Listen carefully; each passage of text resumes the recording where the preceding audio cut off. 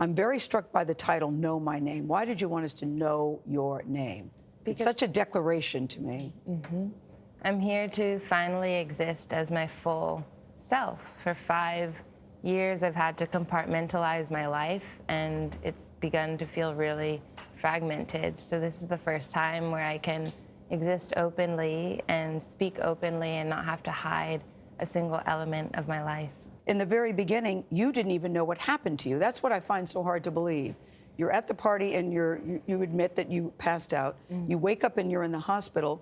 Your panties are gone, you're wearing different pants, but you don't know what happened to you. Yes. So it wasn't a matter of saying to the nursing staff or the doctors, what happened here? Yeah. Where are my panties? How did I get here? Yes. Did you ask any of those questions?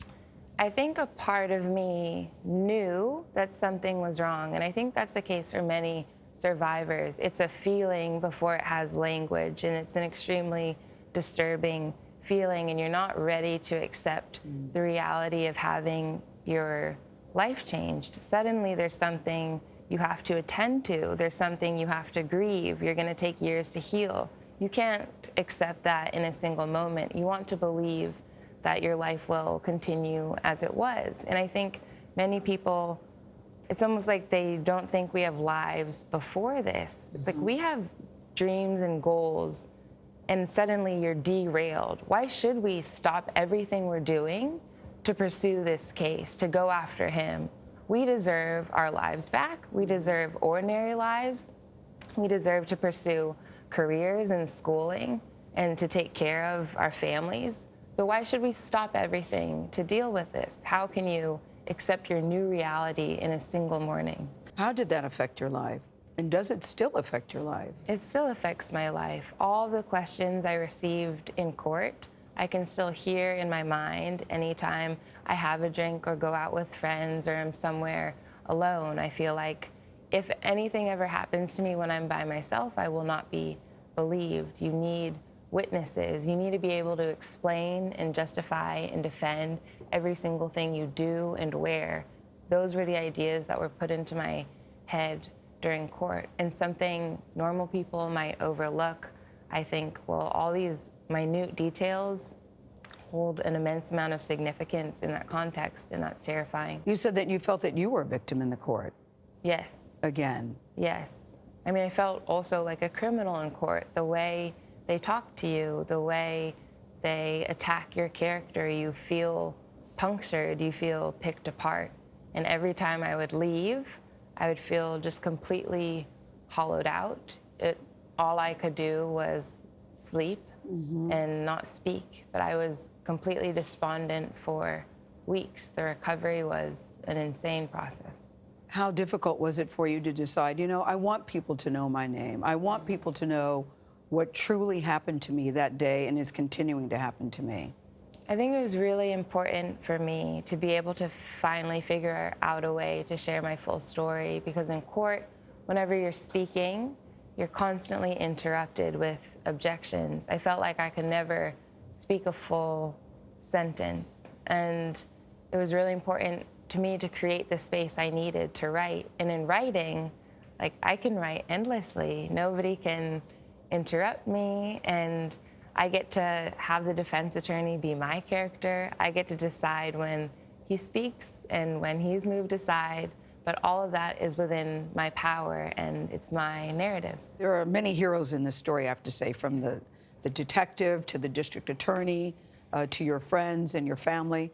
But two of the heroes that stand out to me are the two Swedish grad students who happened to be riding their bikes that night and happened to see you lying behind the dumpster, and they intervened. You said these two guys really changed the trajectory of your life.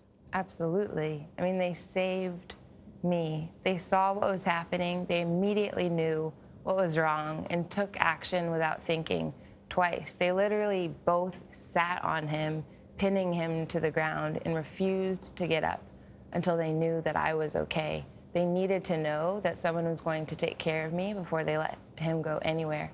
When the verdict came in, you would think that would be, okay, I won. Yeah. And now I can move on with my life. But that is not what happened to you. Well, you win, and then suddenly you're back in the present, and you look around, and you realize I don't have a job. I don't have anywhere to live. My sister feels broken. My parents Your are sister who devastated. testified, yeah. Yeah. You look around and everything has been wrecked. And you don't even know how to begin rebuilding your life, integrating yourself back into daily life. You fight so hard just to survive it and emerge. But when you get there, you feel empty. What did you want us to get out of the victim impact statement? I hope you heard in it that there was self-love, that there's a lot of power in anger.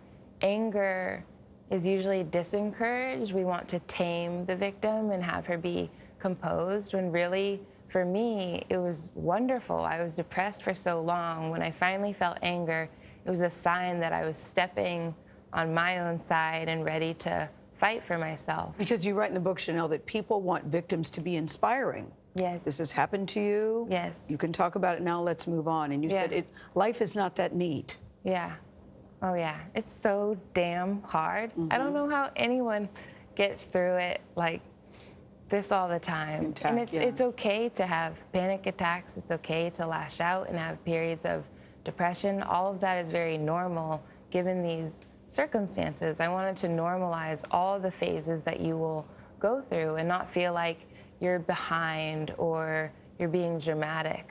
Like, you're going to go through emotional extremes, and of course you are. You said at one point, I didn't want to be damaged goods. That's not what I wanted. Yes. Yeah, I thought if anyone ever knew that I was this body behind the dumpster, they would think I was just dirty or irresponsible or reckless, that I wasn't capable of handling myself, and that I should just be embarrassed.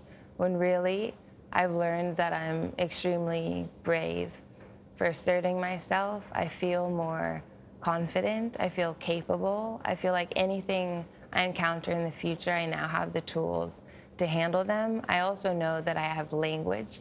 I have the ability to articulate everything that I experience in order to connect with people. I'm very proud of that, and people have taught me that those are my gifts, and so I will continue to share them. And I'm curious about your advice for women who have been assaulted, who are listening to you right now, who are trying to think what to do, how to do. What do you want women to know about this process, what you went through?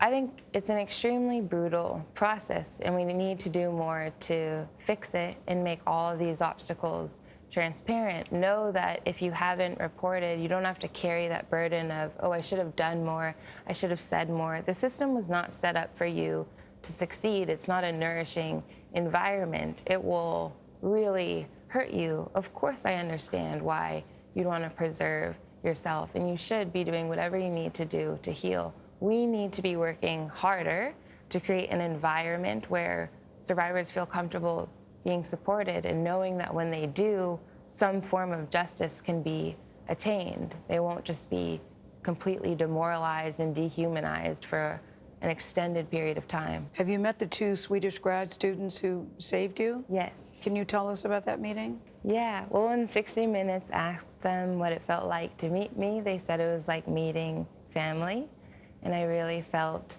the same. There was something really healing knowing that they were there from the very beginning, not only at the assault, but they returned again and again to testify at the hearing and the trial. They continued to show up for me. They saw it through the very end. They always wondered how I was doing. And just knowing that there are people in the world who are rooting for me, that want me to be okay, helped me get through those moments where I was most isolated and most afraid. Now you have a huge microscope on you. Yeah. And you're being applauded, and I think you will really be an example for other women who are afraid to speak up, who don't know what to do, who blame themselves. To hear somebody say so concretely that, okay, I was drunk, but that is not okay what you did. We all know that.